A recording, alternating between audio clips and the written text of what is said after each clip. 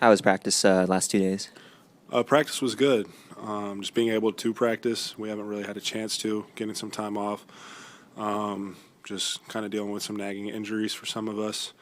But just getting on the court, going over our stuff, seeing what worked the last few games. So building off of that and just continuing to work. Trayce, how does Steph look to you out there? Like Steph, at the end of practice today, he hit me with like a triple combo and hit a rainbow three. So if that tells you anything.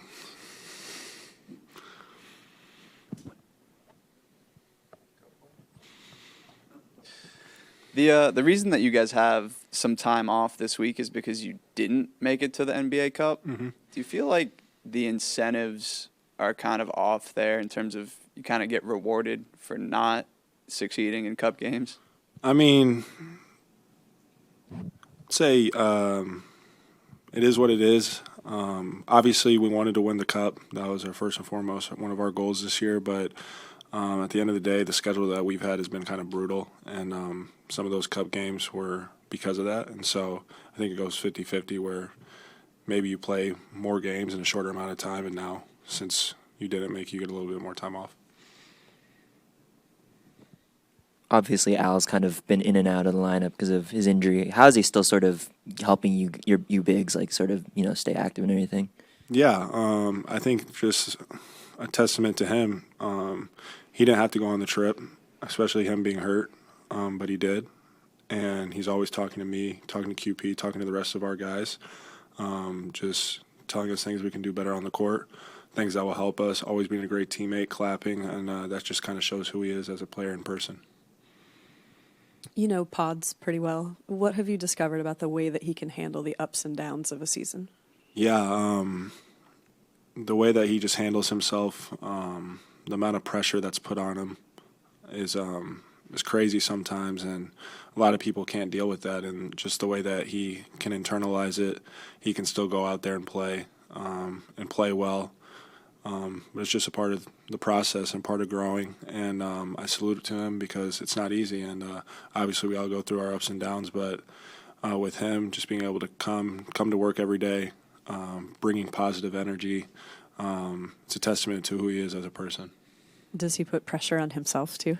Absolutely. I don't think any of us would be here if we didn't put pressure on ourselves to be the best that we can be.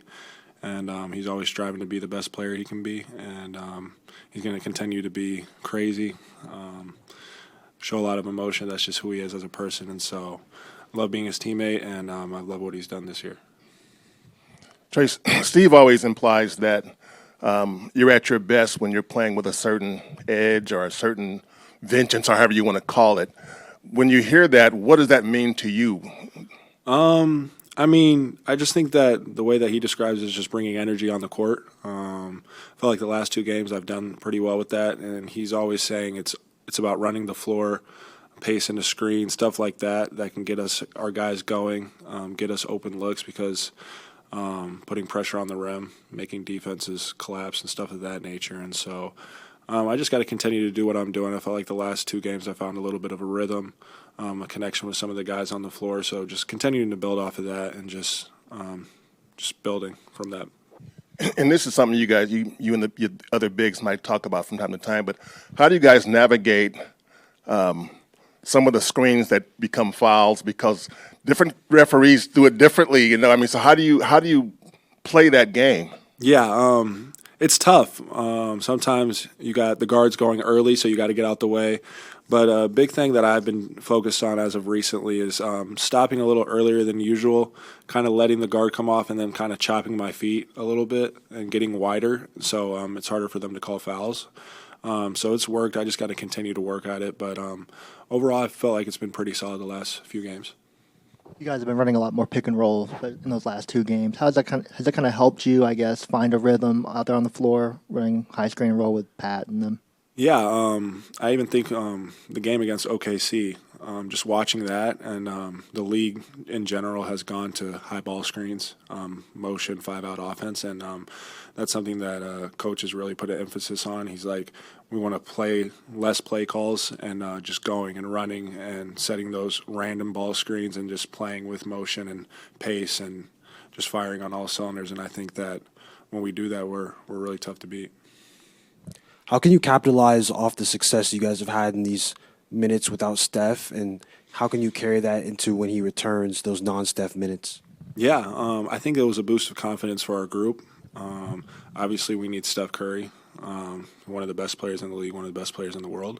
But Steph's not someone that's going to be like, you guys need to cater to me. Steph can go get 40 whenever. And so I think we just need to continue to play how we play. And obviously he's going to fit into that mold because he is who he is, and just go from there. And then defensively, you guys have held 3 straight opponents below 100 points. What has really worked for you guys on that side? I just think that just the aggressiveness and pick and roll. And shout out to Moses and QP. They played really, really well on defense. And so those are just bringing that energy, bringing that tenacity on the defensive end of the floor. And then you see one guy do it, and then the whole team kind of fires off of that.